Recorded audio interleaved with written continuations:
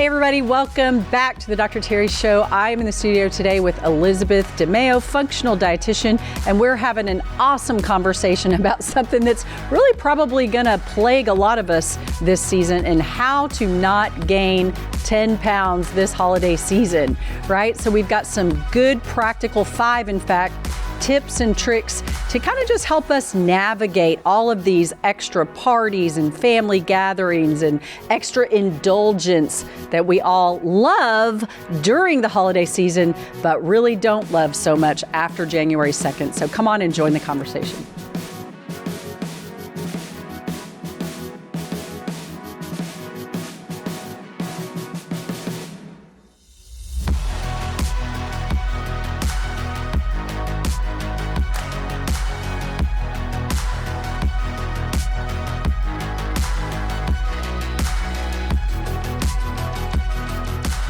Back, Elizabeth.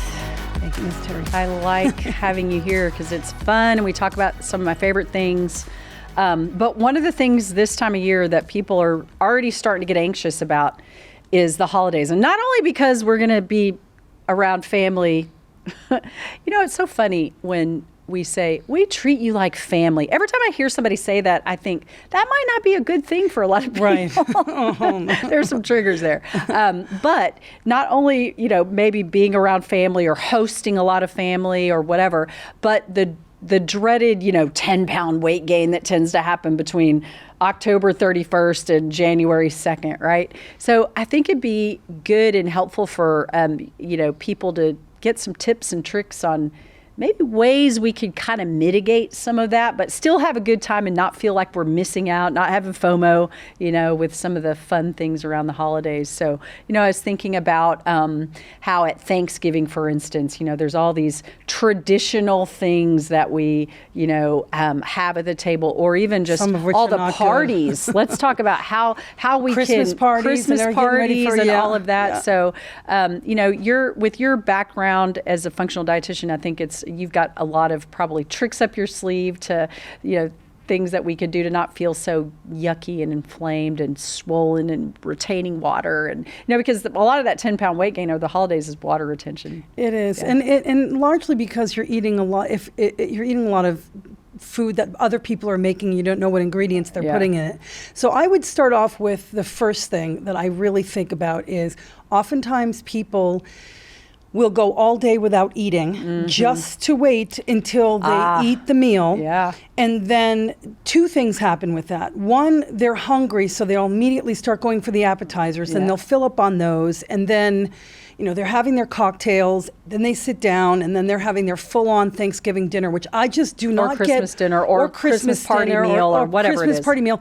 So don't wait all day to eat. I know a lot of people are doing intermittent fasting, but that's not the day to do it. Or if it is, you can intermittent fast maybe after, finish after 12 hours so that you have a reasonable breakfast/lunch, and then you can move into Thanksgiving meal if it's being served between 4 and 7. Everybody does it differently. Yeah, that's good. That's number 1. Yeah. Number 2, I suggest people sweat and work out so that they can, have some kind of output to get the input. Exercise is part of this conversation? Yes, do a little exercise. Boring. I love exercising, even if it's just some strength training. Yeah. I do a little routine on my floor. I have a ball, I have weights, just a little something, even if it's going for a walk. Yeah. Number 3, I'm really big on this one. If you're going to have dessert and you're going to drink alcohol, make a choice. But if you want both, because we don't want to feel like we're being restricted during the holidays, because often people, when they're the holidays, they say, we'll wait till January and then we'll go on a diet. It never works. Let's be gluttonous for 2 months. Right, And then what's the point of that? Yeah. So make a choice. Have a few drinks, or instead of maybe having the sugary cocktails or the sweet cocktails, maybe just have some Prosecco or some champagne or a glass of white wine, and then maybe having a little red wine with dinner so you could have a small amount of dessert. Yeah. But to have the pecan pie with the pumpkin pie with the whipped cream and whatever else, the cookies. Irish I come from an Italian family, the Irish. There's so many sweets. So good. Who needs them? Yeah. You don't. I'm not a sweet eater. I prefer the savory. Yeah, same. The other thing that I would say, which I think is a really good trick, is to offer to bring something And then when you bring something that you know would more than likely appeal to most people. So shrimp cocktail is a big one. It's relatively innocuous, right? You have but please not the kind that's already prepared at the grocery make your store. own. Make your own with medium-sized shrimp. You can make your own fabulous cocktail sauce. It's really easy. Why I don't fresh really horseradish at parties. You definitely want to bring something that you know that you can eat maybe a fair amount of, 5 or 6 shrimp cocktail that don't really put on the calories. Right. Or if you want to make some kind of a savory thing, you could do, say, bruschetta with a vegetable and a little bit of mozzarella on it, but something that... You're so Italian. I'm so Italian, I know, right? Or bruschetta, it depends on who you're talking to. But I'd say you could control the situation because you just don't know what people are going to bring. But if there's going to be snack foods like chips and pretzels, or the cheese platter is a big one. Cheese platter. I would just like to make a point here for those folks that don't know what a serving size of cheese is. Hey, I just came from France. I know. And, well, I didn't just, but over the summer. And I mean, a board this big would come out of cheeses, before dessert, which I want to talk about that too. We got to break down all these things that you talked about. But I ate so much cheese in France and I loved it. I love cheese. 2 dice is a serving size. 2 what? 2 dice. No. Forget that. Or I'm not going to take that advice. 2 dice. That's a serving size of cheese. So if you're with your cocktail standing by the cheese board chatting with your cousin that you haven't seen in 20 years, and you're not really having fun with the conversation, you're going to sit there and just eat the cheese board. That's true. And a cheese is, high in calories and it's high in fat. Now, look, I'm all for cheese. I would actually prefer to have cheese at the end of the meal than to have dessert like the French. But that I think is tough. So you have to think in your mind, what am I going to rob Peter to pay Paul with? Am I going to have cheese? Am I going to eat the fun appetizers? Am I going to have the cocktails? Or am I going to have dessert? All right, let's break all these down really slowly. Okay. So the first thing is, don't starve yourself before a party or a dinner party. And that's so true because by the time you get there, you're so hungry. The majority of things that are sitting out for people to eat are starchy, processed-y kind of fatty snacks. And I know when I'm really hungry enough, I'll go for that stuff. Now I feel worse afterwards. And then what do those things do? They're loaded with sodium. They cause a lot of water retention. And now you're full, to your point. Yes. But now you're sitting down for dinner or the meal is coming and you're full, but you don't want to be rude and you don't want to insult whoever went to the effort or monetary effort to prepare this meal, so you're inclined to eat it, right? So you talked about a couple of that is a really important one, is don't starve yourself. In fact, I've also heard people say, other dietitians and other people in the space, to not only just eat like you normally would, but also like drink a lot of water before you go for a big meal. Something that's going to make you a little more full, so you don't get in there and just kind of overeat during that time frame. And a higher protein meal. Right. We'll give you more satiety. And I think everybody serves usually at some of these parties proteins. And I think it seems naturally, I think a lot of people are on kind of a healthier trend right now. So if it's not a Super Bowl watching party where it's just a bunch of trash usually being served, just because it's fun food until the next day. But most of these holiday meals have lovely proteins and vegetables and salads. So I think we got to flip that food pyramid upside down, right? And go for the crudité. Go for the crudité and get yourself filled up. So don't starve yourself. I like that. If you're, maybe eat a little bit smaller if you want to save yourself for a party, but we do tend to overeat when we and get a plate. Don't stand by the, if you get a small plate, you get 2 pieces of cheese, a couple of asparagus, you get a cracker or 2, then you can monitor how much you're getting, and you'll find that you'll be sated, especially if you're in a conversation and you're having a cocktail, you're having a glass of wine or a glass of champagne. And then once you have a little bit of that, it'll calm down the hunger so that you can wait a little bit. Because doesn't hunger pains come in about a 20-minute cycle, right? So I read that once, and it was a great reminder. If I'm feeling really hungry, if I just go slower. Another thing too that Dr. Laval talks about all the time is how we don't chew our food long right. enough. And so if we'll just chew our food at least 30 chomps before we swallow, it's wild because when you're aware of that and you pay attention, we're usually a chomp, chomp, chomp, swallow, chomp, chomp, chomp, swallow. 3 chomps. 3 chomps, and then that's it. It's still a whole food. And so now, the digestion process starts in the mouth. So don't starve yourself. Drink more water. You can, or fill up on, or have the vegetables or water-containing vegetables, things like that. And you said something else that I really thought was good, and that is, liquid calories are a big deal. And how can we, now I was never so happy years ago when I was doing a low carb diet or lifestyle, or just trying to I was probably trying to lose a couple of pounds for the summer or something.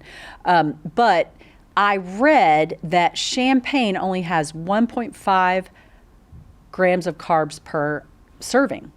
So it is technically... That's why you see the celebrities drinking it. Oh my gosh. I was so happy because I love champagne. I'm thinking a white wine, is a little sugary, a little sweeter. It has more carbs. But actual champagne, French champagne that's dry, is very naturally very low in sugar. So that is a great tip. And dry European wines are much lower in sugars. The American wines are much higher sugar content. Plus no glyphosate. Yeah. So if you don't want to worry about what wine might be serving at the dinner party, bring a bottle. Here, I brought a bottle. Would you like me to open it for you? So you can drink your own. I have no shame. I will do it. So I love that as a tip because there's so many calories that we're getting in a lot of these holiday cocktails and things that we're not paying attention to. Right. And, I'm thinking about that person that's going to ask the host, hey, what should I bring? Which is always a good thing to do anyways. I never go into somebody's home without asking and even if they say nothing, I still bring something. Yep, right. So they could bring a reasonably priced champagne. There's many of them. A homemade shrimp cocktail, a homemade crudité, even if it's small platters. And now you can control what you're eating. You're having protein and vegetables.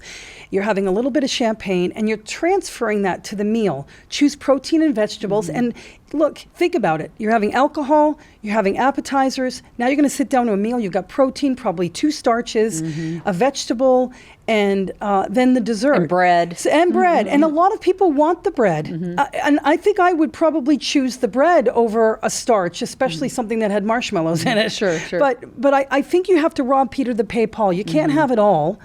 If you want to have it all, that's your choice. You can have it all, but not if you don't want to gain 10 pounds from October 31st to January 2nd. Right. You can really, and you can still enjoy yourself. You can still enjoy the pleasures of other people's food. And many people are good cooks, and they really roll it out for the holidays. But the idea would be is to really choose what your poison's going to be. I would rather have champagne and cheese than sweets. Yeah, same. But we're savory people. Yeah, savory. Yeah, or I would rather have a piece of crusty bread with butter on it, or some olives, or some prosciutto, than to eat pecan pie, for example. Yeah. So that's interesting. So you talked about don't starve yourself. You talked about robbing Peter to pay Paul. Yeah. That's so important too.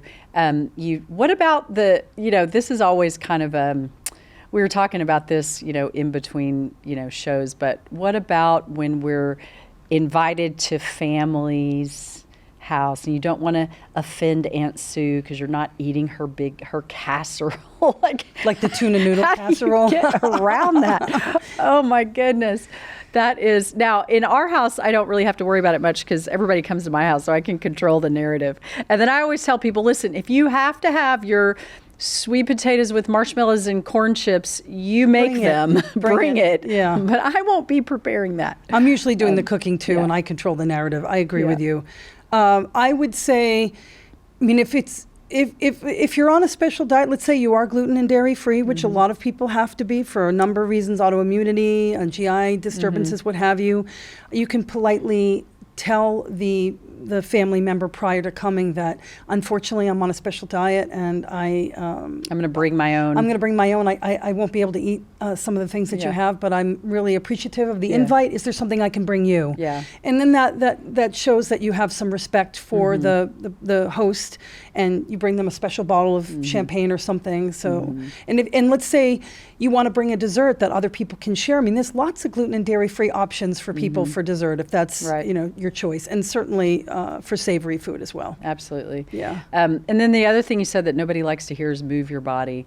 But I think if we just took walks, like just a walk, even a walk after dinner, or even during this is another tip that I had that I was thinking of before we started talking about this, is making an effort that all through those 2 months you're going to park in the furthest parking spot from the doors of any store that you're shopping in. And that's a great way to get extra steps in, and those kinds of things. So there's little tweaks that we can make if we're just intentional about it, that I think will make a big difference. And then the other thing that came to mind that you mentioned was, we talked about it a little bit in the beginning, is just the things that cause water retention, which I think comes more from a lot of processed with sodium and flavoring, crispy, crunchy foods. Potato chips, pretzels, Doritos. And I think people, I would hope, are mixes. Less likely to have those things at a holiday because maybe Chex they're Mix, more. Are you kidding? Oh, Chex Mix. Oh, that stuff is good though. There's a gluten-free one. But I'm satisfies hoping, our hedonistic urges. I have my birthday coming up. I'm actually cooking for it, and I'm already planning. I'm going to have a cauliflower appetizer, an artichoke heart salad appetizer. Okay, let's talk about that because this is a great transition to what another thing I want to talk about is what are things that we can make and that we can alter that are so good. I talked about this on another show when I was in California speaking at a conference. I discovered Erewhon. Oh, yeah. Right. And they had this buffalo cauliflower that my mouth's watering right now. Like, this is a Pavlov's dog reaction that I'm having. It was so good. And so they list their ingredients. And so I tried several ways and failed recreating it. But I finally figured out how to recreate it.